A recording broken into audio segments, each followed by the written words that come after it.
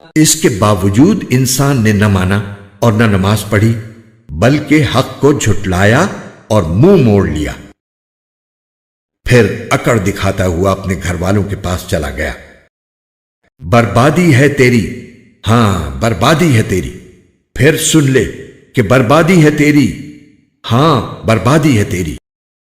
کیا انسان یہ سمجھتا ہے کہ اسے یوں ہی چھوڑ دیا جائے گا؟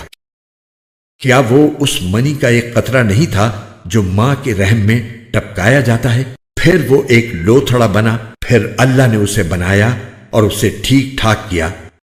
اسی سے مرد اور عورت کی دو صنفیں بنائیں۔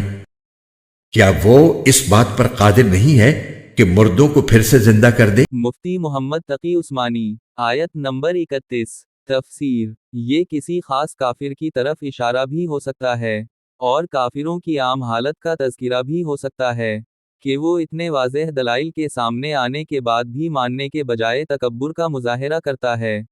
آیت نمبر 36۔ تفسیر۔ یعنی اسے اس دنیا میں اس طرح چھوڑ دیا جائے گا کہ وہ کسی شرعی قاعدہ قانون کا پابند نہ ہو اور جو جی میں آئے کرتا پھرے۔